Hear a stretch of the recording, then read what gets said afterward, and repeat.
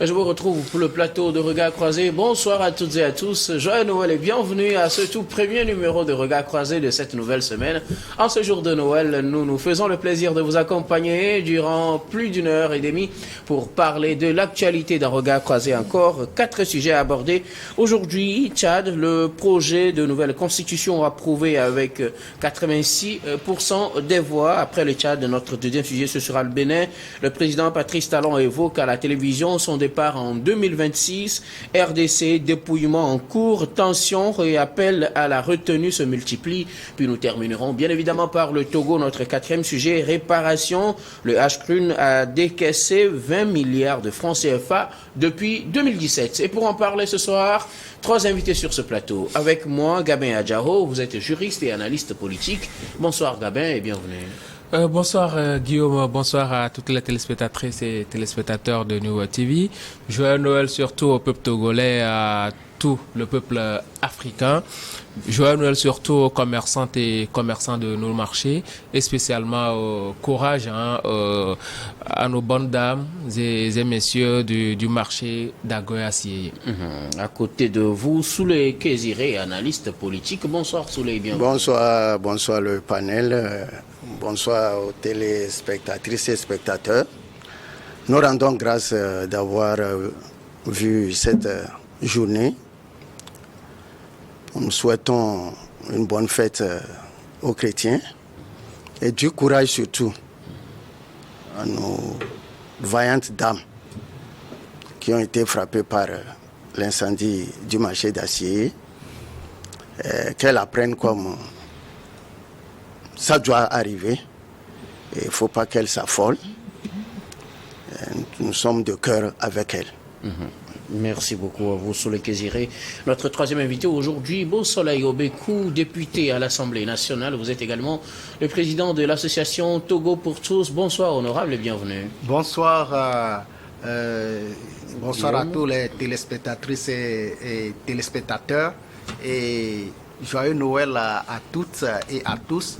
Que la paix apportée au monde par la naissance du Seigneur Jésus soit avec toutes et avec tous et avec toutes les familles. Alors, avec vous, nous allons aborder notre premier sujet, direction le Tchad. Les Tchadiens étaient appelés aux urnes le 17 décembre, l'autre dimanche, donc pour le vote d'un référendum sur un projet de nouvelle constitution, projet soumis par la transition en cours sur l'avenir du pays. La nouvelle constitution, selon les résultats publiés par la commission en charge des élections, a été approuvée à 86% des voix, avec un taux de participation qui s'élève à 63,75% des voix. Des résultats publiés ce samedi et qui ont suscité des réactions dans la classe politique. Pour ceux qui sont de l'opposition qui avaient appelé au non, il s'agit juste des résultats fabriqués d'avance et qui ont été plaqués pour le compte de ce référendum. Pour d'autres, les résultats publiés ne reflètent pas la réalité des urnes. Pour ceux qui ont également appelé au boycott, le taux de participation qui a été publié s'élevant à 63,75% était exagéré pour eux, mais pour le pouvoir, le oui l'a emporté, même si 14% seulement ont voté pour le non. Il faudrait quand même prendre en compte leurs aspirations. Voilà la situation globale au Tchad. Le référendum est acté, 86% des voix l'ont accepté, du moins sont votés pour le oui, selon les résultats provisoires qui seront confirmés au plus tard le 28 décembre prochain, c'est-à-dire dans 3 jours, Gabin. Ouais, Gabin, le plus important c'est Ben. Ouais, ce n'est une surprise pour personne. Hein. On savait tous que le oui allait l'emporter vu la campagne qu'a battue les partisans du oui, à commencer par le premier ministre de la transition et même le président de la transition Kaka Déby. Et ajouter à cela le soutien apporté par l'opposant historique Succès Masra, qui était revenu d'exil après moult tractations auprès du régime congolais. Donc aujourd'hui, ce n'est une surprise pour personne que le oui l'ait emporté, 86%. Bon, peut-être le taux de participation, c'est ce sur quoi pouvait tabler l'opposition pour dire que bon, cette constitution-là est légitime. Mais aujourd'hui, le taux de participation de 63%, même si c'est fabriqué, on connaît nos élections en Afrique, on sait comment ça se passe. Donc, ce n'est pas, ce n'est un secret de qu'un secret de polichinelle. Tout le monde savait ce qui allait se passer. Bon, ce n'est pas du tout un problème, hein, par rapport au vote. Maintenant, ce qui va se passer, c'est comment est-ce que cette constitution-là sera appliquée? Parce que la plupart du temps, il y avait une discorde entre les partisans de l'État unitaire, de l'État fédéraliste. Aujourd'hui, c'est l'État unitaire qui l'emporte. Mais je pense que ceux-là qui étaient des partisans de l'État fédéral aussi avaient raison, parce que il me souviens très bien que en 2012, il y avait eu cette élection municipale là, la première même de l'histoire du Tchad, qui normalement devait apporter de solutions probantes au développement du pays, mais il n'en a que.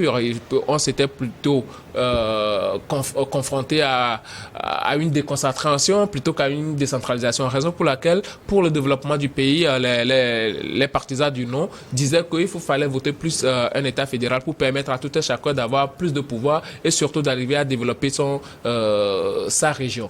Mais aujourd'hui, ce n'est pas le cas, et à quelques exceptions près, mis à part la limitation du mandat présidentiel, aujourd'hui, la limitation du mandat présidentiel qui pourrait être changée aussi, hein, si le président Kaka Déby, oui, voilà. Donc, pour moi, cette constitution a été taillée sur mesure pour que Kaka Déby puisse participer aux prochaines élections et surtout avoir la même mise à une main de fer sur le Tchad. Parce que quand vous parcourez toute la constitution, la nouvelle constitution, vous saurez que la plupart des pouvoirs sont concentrés entre les mains du futur président.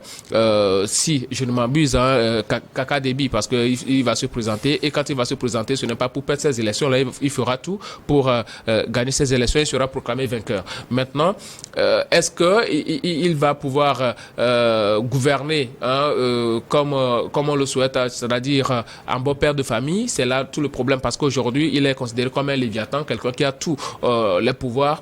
On va voir comment il va pouvoir gérer. Mais pour le moment, je ne pense pas que les partisans du non puissent faire quoi que ce soit, parce que la plupart des acteurs clés du Tchad ont déjà décidé. Kebzabo, qui a toujours été un opposant assez historique au régime Déby, qui aujourd'hui soutient carrément Kaka Moussa. Kaka Déby, je dis Kaka Moussa, ça me rappelle l'Empire du Mali. Qui soutient aujourd'hui Kaka Déby. Et ensuite, Succès Masra, qui est venu soutenir la nouvelle constitution proposée. Donc, je ne suis pas sûr que les autres là, qui font partie de l'opposition, pourront faire quoi que ce soit. On a entendu leur voix, mais je ne suis pas sûr que leur voix sera entendue au-delà même de la proclamation définitive de ces résultats.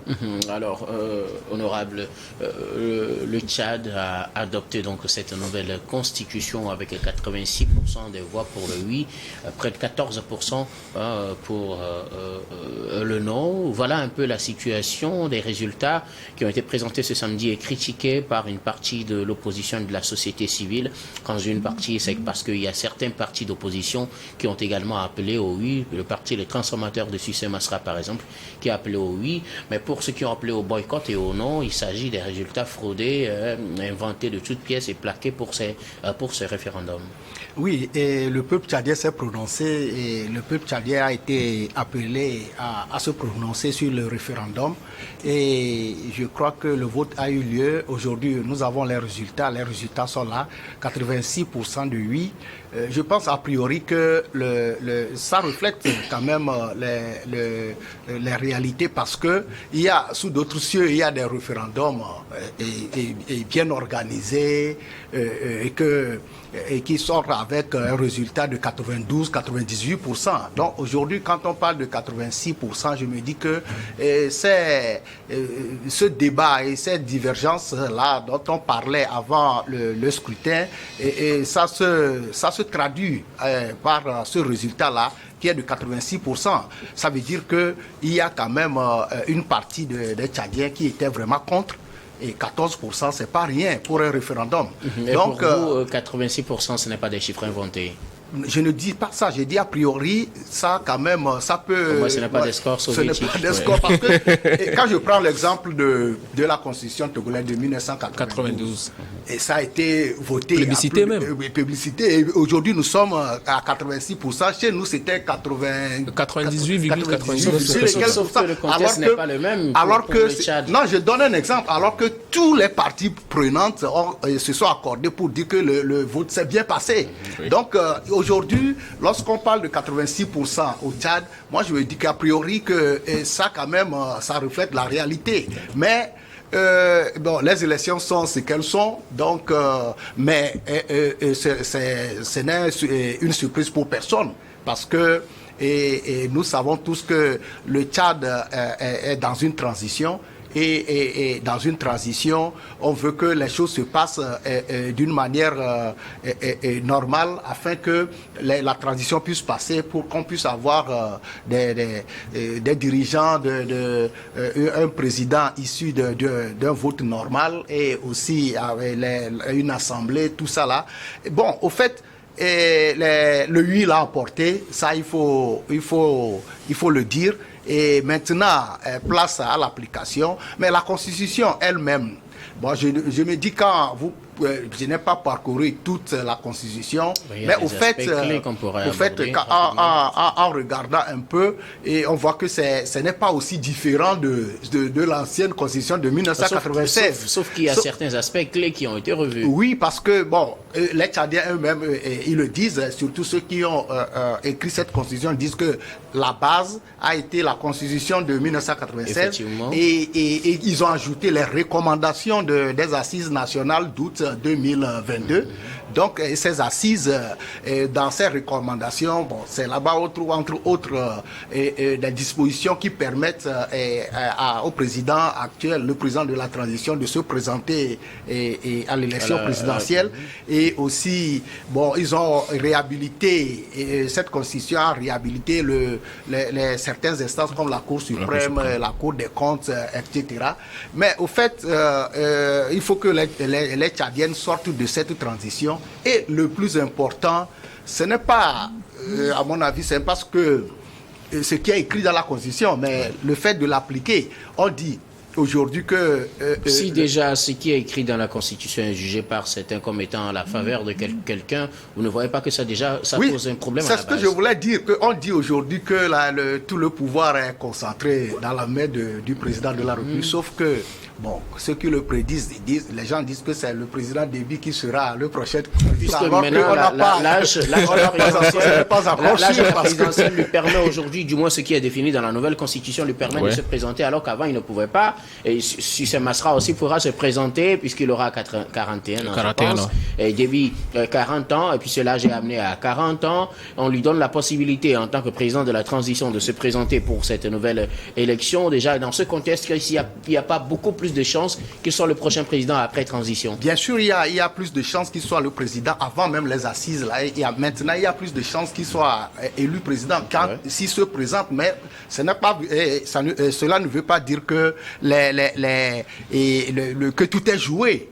On ne sait pas ce qui va se passer dans un an. On ne sait pas ce qui va se... Donc, la Constitution, on peut dire que c'est taillé, bon, pour le président de la République, mais... Et si le président ne se présentait pas? En tout cas, donc, voilà, donc c'est pour dire qu'une Constitution, c'est impersonnel, c'est pour tout le pays, mais bon, on verra. L'essentiel, c'est que cette Constitution soit appliquée. Je le disais tantôt, il y a des constitutions, lorsqu'on on les vote, arriver, c'est pour l'application, au niveau de l'application, que ça pose problème, surtout en Afrique. Donc, vivement que les choses puissent aller bien, que les Tchadiens puissent appliquer la Constitution et avoir des structures bien issues de cette Constitution-là qui puissent œuvrer pour le développement du Tchad.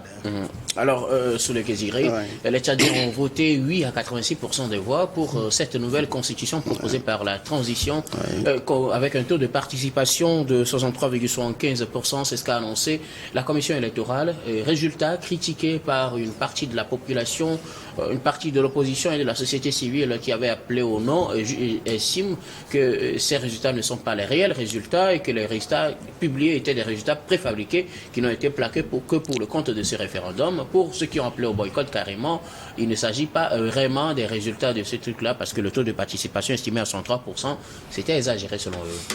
Oui, ils ont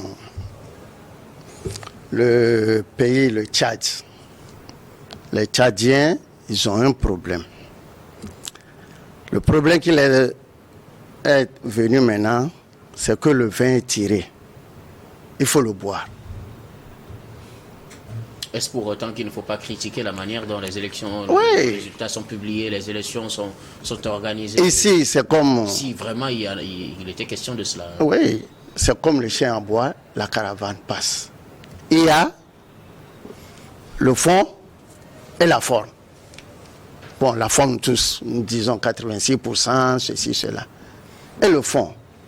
Est-ce qu'on on a expliqué aux Tchadiens qu'est-ce que c'est que le référendum? Allez voter oui. On les a expliqué ce que ça contient. Allez voter oui. En tout cas, ils ont eu tout un moment pour la campagne électorale. On ne refuse pas. Ils ont eu pratiquement un mois pour la campagne. Bien sûr.